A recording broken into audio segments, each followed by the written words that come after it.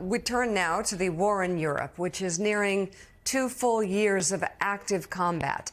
Ukrainian President Volodymyr Zelensky is working to rally his troops, thanking them for destroying enemy targets and for defending their home country. However, Ukraine's fight against Russia's invasion is now grinding through its third winter, and supplies are running low. The Institute for the Study of War says delays in Western security assistance are compounding Ukraine's shell shortage. Joining us now, Independent Senator Angus King of Maine. He's a member of the Senate Armed Services and Intelligence Committee. Senator, first of all, if we could get support for Ukraine in our Congress, how quickly could we get supplies to them? Well, it could be in a matter of weeks if we can ever get the bill through. This bill to support Ukraine, has been pending since about October. And the longer we fool around and don't get it done, it's a victory for Vladimir Putin. And it also is not only we're not only emboldening Putin here, we're emboldening Xi Jinping with regard to Taiwan, right. Kim Jong-un, undermining the confidence of our allies. Not getting this done would be a huge mistake for this country. So what do you make of the Republicans who are now changing their minds on this border bill that would, shore up the border, but also provide aid for Ukraine and Israel? There's so many investigations going on in House Republicans, impeachments going on. And yet every move they're making here, if you look at the logic of it, seems to help Vladimir Putin. And I'm just wondering, does it raise any questions in your minds what their intentions are right now? Well, let's talk about the border bill in a minute. But I said on the floor the other night, a vote against aid for Ukraine is a vote for Vladimir Putin, flat out. History is going to record that vote, that when the chips were down, you voted for Putin. And because without this support, I don't think Zelensky and the Ukrainians, who have been incredibly brave, they're the ones doing the dying here. They're asking us to send them arms and ammunition, and they're on the front lines.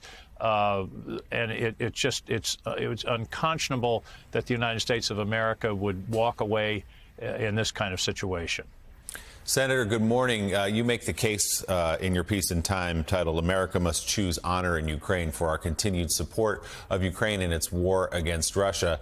I'm just wondering, for our audience, if you could elaborate a little bit, because I feel like it's been muddled over the last year or so. There was so much kind of across-the-board support for Ukraine in those earliest weeks and months of its fight against Russia, and people get distracted and it wanes a bit. Republicans now have come out and said, well, we've spent enough money and enough American treasure there. It's time to focus at home.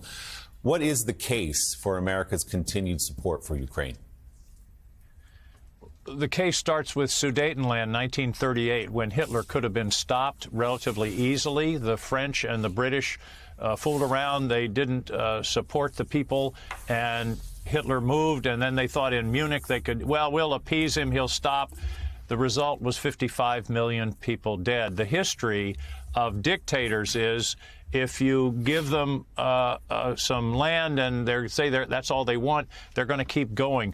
Here's the best argument is the Finns and the Swedes wanting to join NATO. They never were interested in NATO for 70 years. In the last year, they applied for membership. Why? Because they know Russia. And they know that this war would not stop with Ukraine.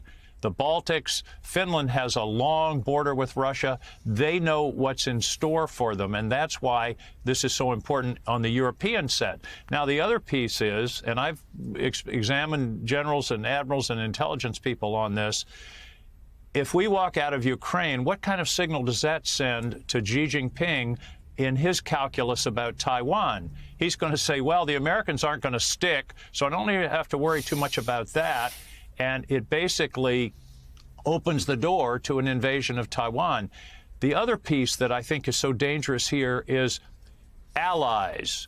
America has allies. China has customers. Russia has North Korea and Iran, not much in the way of allies. We've got allies all over the world. This would destroy our credibility with our allies. Japan, South Korea would say, can we really count on America? Australia, European allies.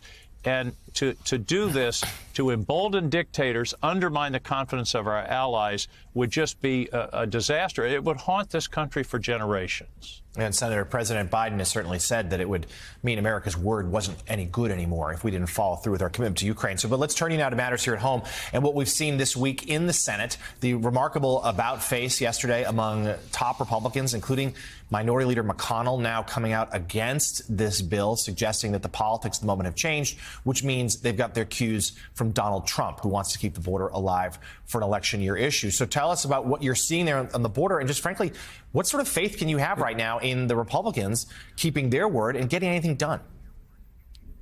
Well, you got to remember how we got here. The Republicans insisted last fall, we're not going to talk about aid to Ukraine without border security. That was the argument. We're going to secure our own borders, and then we'll talk about Ukraine. So they appointed a negotiating committee led by James Lankford, who's one of the most capable, intelligent, and conservative members of the Republican caucus, who knows more about the border than anybody else, certainly on the Republican side. I would argue probably in the whole Senate. They negotiated the toughest border bill in 40 years that's been endorsed by the Border Patrol Union, which endorsed Donald Trump in 2020, the Wall Street Journal editorial board. They've had this amazing, strong, very conservative border security bill, which is what they asked for. And in the last 2 or 3 days, they've said, well, never mind. And I woke up this morning sort of batting between disappointment and disbelief that they would require this and then say, oh, but it's not that important. And the people that are criticizing the bill, I'd venture to say very few of them have read it. And people talk about 370 pages. Listen, there's a 19-page summary section by section you can read in about 15 minutes. So the people that are criticizing it who haven't read it, they probably haven't even read the summary. And the question is, do they want to solve the border crisis or not? If they do, this is the best opportunity in years, and it may not come around again. And it looks like what's happening is, and this certainly is coming from Mr. Trump, is they want the issue, not the solution. So they want the chaos at the border in order to hammer Joe Biden, hammer the Democrats in the fall. But right now, I think the ball's in their court. They've got a great bill.